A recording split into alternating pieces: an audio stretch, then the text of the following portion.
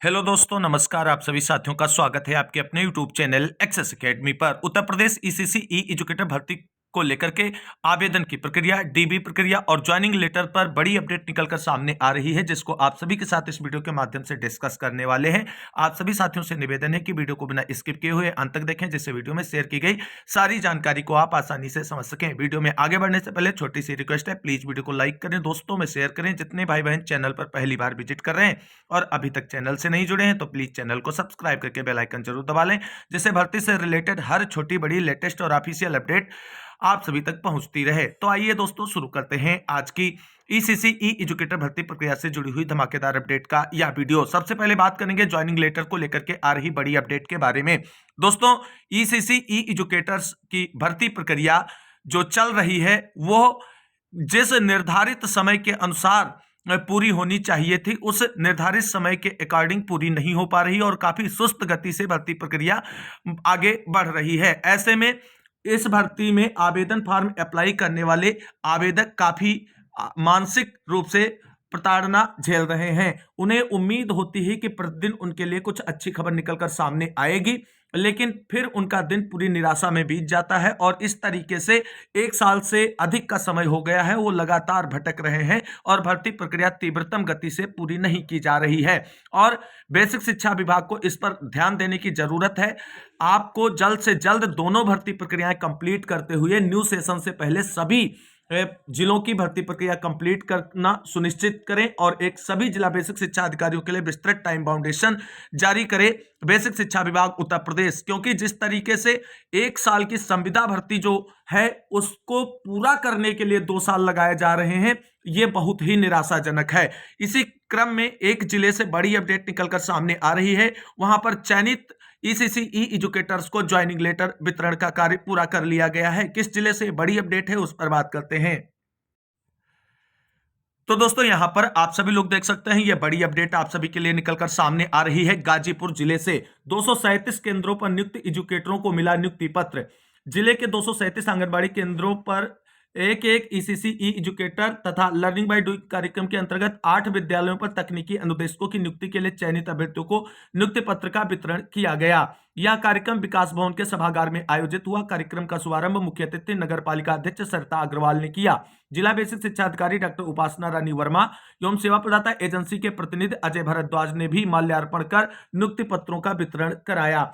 ECC ई educator के 248 पदों के सापेक्ष चयनित अभ्यर्थियों में से 21 अभ्यर्थी अनुपस्थित रहे, जिसके कारण उन्हें नियुक्ति पत्र प्रदान नहीं किया जा सका। वहीं लर्निंग बाय डूइंग कार्यक्रम के तहत चयनित 8 तकनीकी अनुदेशकों में से एक के अनुपस्थित रहने के कारण 7 अभ्यर्थियों को नियुक्ति पत्र वितरित किए गए। संचालन जिला समन्वयक प्रशिक्षण व प्रभारी सामुदायिक सहभागिता सर्वजीत यादव ने किया। अनुपम गुप्ता, अमित कुमार राय आदि उपस्थित रहे नियुक्ति पत्र वितरण कार्यक्रम में। गाजीपुर जिले में चयनित ईसीसी ई एजुकेटर्स को ज्वाइनिंग लेटर मिल गया है। अब वो दिए गए डायरेक्शन के अकॉर्डिंग अलॉटेड विद्यालय पहुंचकर ज्वाइनिंग की प्रक्रिया पूरी करें और अपने अध्यापन का कार्य शुरू कर दें। यहां पर आप सभी लोग देख सकते हैं, यह ज्वाइनिंग लेटर वितरण कार्यक्रम है और यहां पर ज्वाइनिंग लेटर वितरण हो रहा है अधिकारियों के द्वारा और आवेदकों के द्वारा ज्वाइनिंग लेटर प्राप्त किया जा रहा है। यहां पर यह विस्तृत इमेज ज्वाइनिंग लेटर वितरण की है, जहां पर चयनित ईसीसी ई एजुकेटर्स अपनी नौकरी का ज्वाइनिंग लेटर लेने के लिए उपस्थित हुए। आप सभी लोग इस इमेज में देख सकते हैं। दोस्तों, अब बात कर लेते हैं 2 जिलों से डॉक्यूमेंट वेरिफिकेशन की प्रक्रिया को लेकर के आ रही बड़ी अपडेट के बारे में। क्या खबर है आप सभी के लिए, इस पर बात करते हैं। तो दोस्तों, यहां पर मुरादाबाद और गोरखपुर जिले से पुनः डॉक्यूमेंट वेरिफिकेशन कराए जाने की प्रक्रिया शुरू करने संबंधी जानकारियां निकलकर सामने आ रही हैं।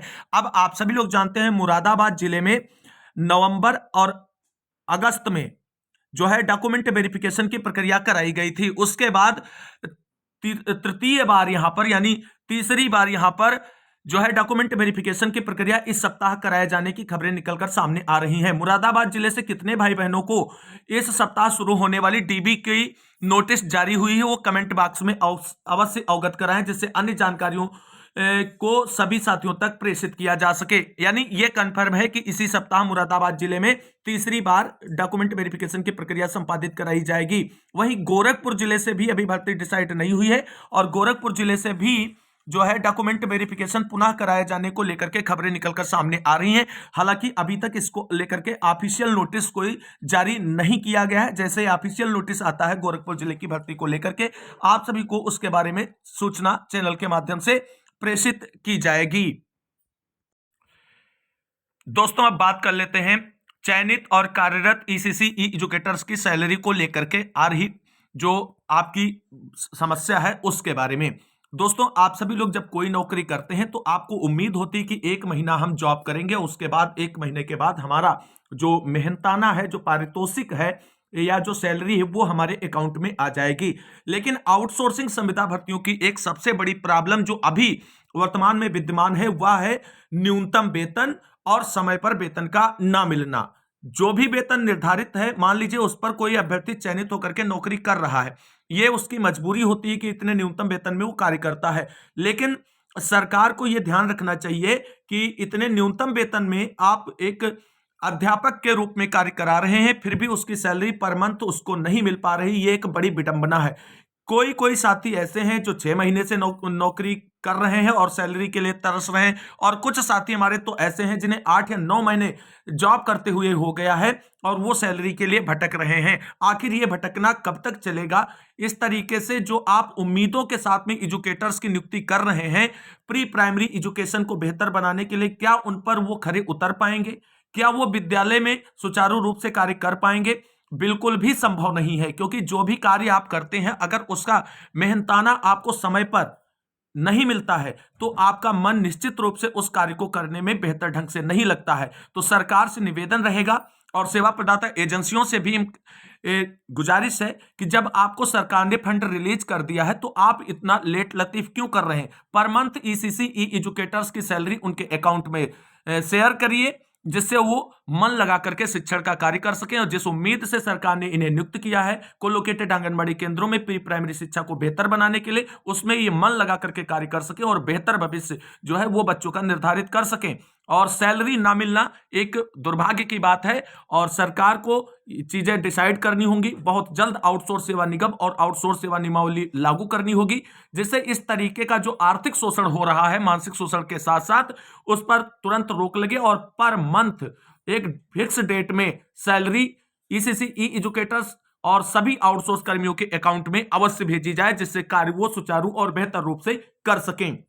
उम्मीद करते हैं कि आप सभी लोग जो ईसीसी ई एजुकेटर्स के रूप में चयनित हैं सपोर्ट करेंगे। अगर आपकी सैलरी जल्द से जल्द निर्गत कराने के लिए कोई प्रयास किया जाता है तो अगर किसी जिले से सैलरी निर्गत हो गई तो वो भाई बहन भी अगर वीडियो देख रहे हैं तो कमेंट करके अवश्य अवगत कराएं। बाकी कितने जिलों से नहीं निर्गत हुई है वो लोग अवश्य कमेंट करें और टेलीग्राम पर अवश्य बताएं, जिससे हम आप सभी की बातों को बेसिक शिक्षा विभाग उत्तर प्रदेश के समक्ष एक प्रार्थना पत्र के रूप में प्रस्तुत कर सकें।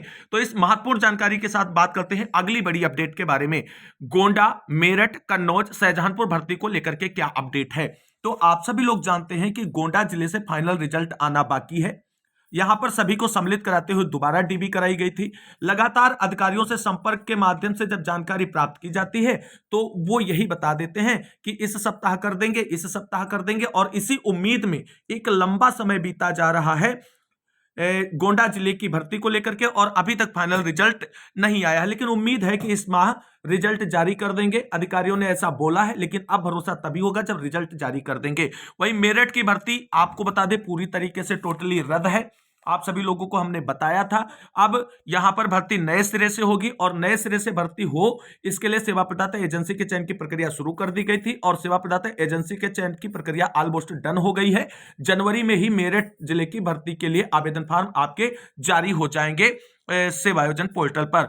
आप सभी लोग और जानते हैं कि शाहजहांपुर जिले की भर्ती को पूरा सिरे से रद्द कर दिया गया था और शाहजहांपुर जिले की भर्ती को लेकर के भी सेवा प्रदाता एजेंसी के चयन की प्रक्रिया ऑलमोस्ट डन कर ली गई है और इसी माह शाहजहांपुर में भी आवेदन की प्रक्रिया शुरू हो जाएगी। कन्नौज जिले की भर्ती को लेकर के चीजें बिल्कुल अभी क्लियर नहीं है, लेकिन उम्मीद है कि इस माह कन्नौज जिले में आवेदन की प्रक्रिया आप सभी के लिए स्टार्ट कर दी जाएगी। काफी डिले किया है कन्नौज जिले ने ईसीसी ई एजुकेटर भर्ती को लेकर के।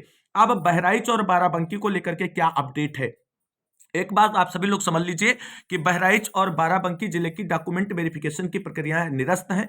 पुनः डीबी होगी और सभी को सम्मिलित कराते हुए डीबी होगी। इसको लेकर के कोई अभी ऑफिशियल आदेश नहीं आया है। पिछले सप्ताह बोला गया था बीएसए कार्यालय की तरफ से कि इसी सप्ताह बहराइच जिले की सभी को सम्मिलित कराते हुए डीबी प्रक्रिया का शेड्यूल जारी किया जाएगा, लेकिन नहीं जारी हुआ है। और उम्मीद है कि बाराबंकी और बहराइच की डॉक्यूमेंट वेरिफिकेशन की प्रक्रिया को लेकर के इस सप्ताह बीएसए जिला चयन समिति और सेवा प्रदाता एजेंसियों के माध्यम से फाइनल डिसीजन लेकर के नोटिस जारी कर दिया जाएगा डीबी कराने के लिए। वहीं संत कबीरनगर जिले में सभी को सम्मिलित कराने के लिए डीबी प्रक्रिया में प्रयास जारी है, लेकिन अभी तक कोई अपेक्षित रिजल्ट निकलकर सामने नहीं आया है। मंडलायुक्त के यहां तक संघर्ष किया गया मेरिटोरियस अभ्यर्थियों के द्वारा, लेकिन फाइनली अभी डिसीजन संत कबीरनगर जिले से भी निकलकर कोई सामने नहीं आया है। वहीं अब बात कर लेते हैं जिन जिलों में आवेदन की प्रक्रिया चल रही है वहां की लास्ट डेट क्या है। तो सुल्तानपुर जिले में आवेदन की लास्ट डेट 7 जनवरी है। बिजनौर और बागपत में जो है आवेदन की लास्ट डेट 6 जनवरी है। कौशांबी में ईसीसी ई एजुकेटर और स्पेशल प्रोफेसर एजुकेटर भर्ती के आवेदन की लास्ट डेट 17 जनवरी है। वहीं देवरिया में आवेदन फॉर्म भरने की लास्ट डेट जो है वो 14 जनवरी है। बाकी दोस्तों आप सभी लोगों का इंतजार जो है 10,684 पदों की भर्ती को लेकर के कानपुर नगर से है। तो यहां पर आप सभी लोगों ने देखा कि दिसंबर में आवेदन की प्रक्रिया पूरी कराई गई है और यहां पर इस माह डीबी करा ली जाएगी। ये चीज आप सभी लोग अपने डॉक्यूमेंट्स के साथ में रेडी रहें। सुल्तानपुर जिले में आप सभी लोग जानते हैं आवेदन चल रहे हैं। कन्नौज में हमने बता ही दी अपडेट। चंदौली में आवेदन की प्रक्रिया हो चुकी है और आप सभी लोग आगे के प्रोसेस के लिए जो है जानते हैं। प्रोसेस जो है वो आप सभी के सामने है जो भी है। और चीजें यहां पर हम बात करेंगे बलिया। तो बलिया में दोस्तों अक्टूबर में आवेदन हुए थे और अभी तक उसका आगे का प्रोसेस नहीं बढ़ाया गया है और यहां पर चीजें जो हैं वो अब आगे जो है थोड़ा और समय लेकर के चीजें क्लियर होती हुई आगे बढ़ेंगी। बलरामपुर में और उन्नाव के रायबरेली, अभी जहां आवेदन नहीं उनकी बात कर लेते हैं। तो बलरामपुर है, रायबरेली है और इसके साथ साथ आप सभी का एक डिस्ट्रिक्ट है उन्नाव। यहां पर आवेदन की प्रक्रिया अभी नहीं शुरू हुई है। इसी माह यहां पर आवेदन की प्रक्रिया शुरू हो जाएगी। बाकी जो डिटेल निकलकर सामने आ रहा था वो हमने आप सभी को प्रोवाइड करा दिया है भर्ती को लेकर के। आप सभी लोग परेशान ना हो, जिलेवार जो अपडेट आती रहेगी उसके बारे में आप सभी को चैनल के माध्यम से सूचित करते रहेंगे। फिलहाल इस वीडियो में बस इतना ही। इस वीडियो को अंत तक देखने वाले सभी भाई बहनों को तहे दिल से शुक्रिया, बहुत बहुत धन्यवाद। मिलते हैं एक और नई वीडियो में लेटेस्ट और धमाकेदार अपडेट के साथ। तब तक के लिए सभी भाई बहनों को जय हिंद, जय भारत, वंदे मातरम।